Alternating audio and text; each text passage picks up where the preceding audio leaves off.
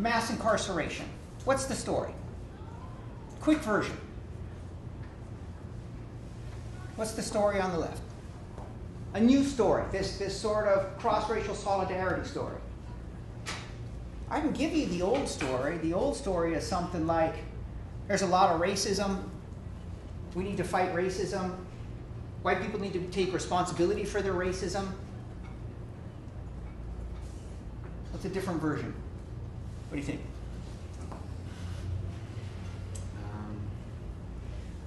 Have to find something to target, I guess, right? A problem issue. Mass incarceration. Yeah. How do we talk about it, right? Because what we want is we want a way to use this message of cross-racial solidarity to talk about specific problems. From a human rights perspective? Sure. Say more. What do you... From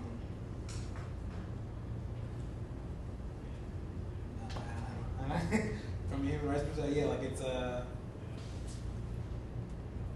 violation of humanity. So you got the race left. And the class left is telling you right now, whatever, man, we can't focus on that. Don't worry, though. We're going to raise wages. Right. It's just breaking all our budgets, destroying education.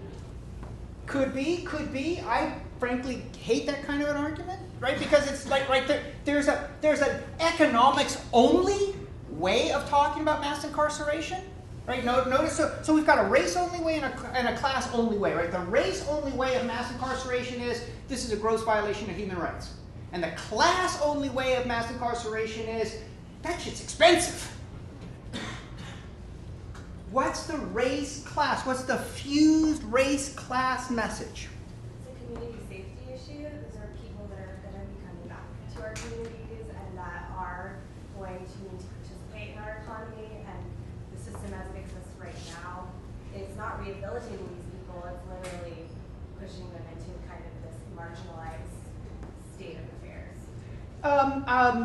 Maybe, but think about this message.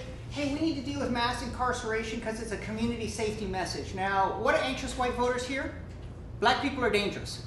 And they're made more dangerous by prison when you let them out. What's the solution? Don't let them out. Right? I mean, we've tried these messages, right? I mean, we've got pretty good experience with this. How do you craft a message that the race left can sign on to? That the class left can sign on to too? The only way to solve this problem is by working across groups, particularly across racial groups. And why? Because neither group alone has enough people and political power to actually solve the problem. Why not?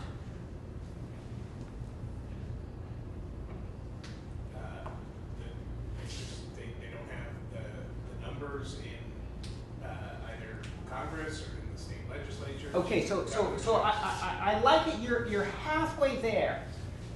You're the Hillary Clinton halfway there, right? So Hillary Clinton says stronger together.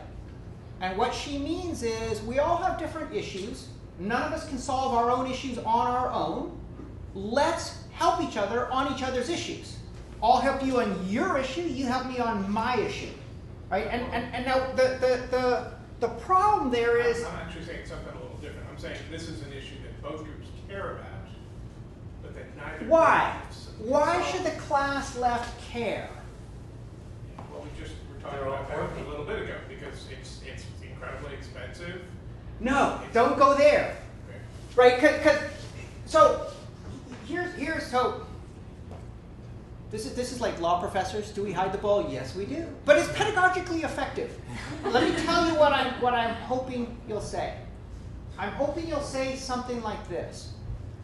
We need to fight mass incarceration because mass incarceration reflects a politics in which politicians try and scare the bejesus out of white people so they can give government to the very rich. And that's bad for everybody. It's bad because the government is hijacked by the rich and they take all of our money.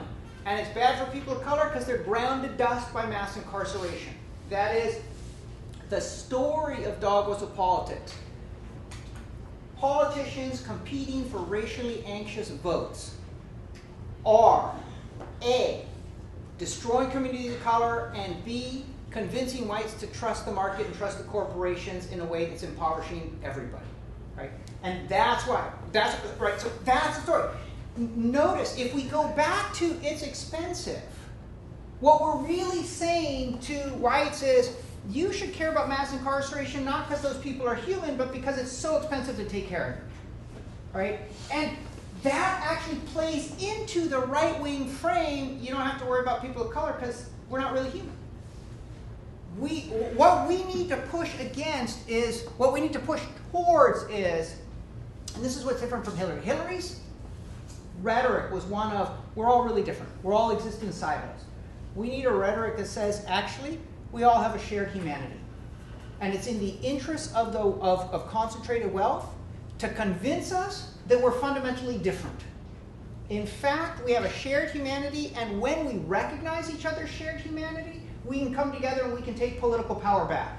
And with political power, we can, once again, create a fair and prosperous economy, and we can get government from being a force of violence in our society to making government a defender of human rights.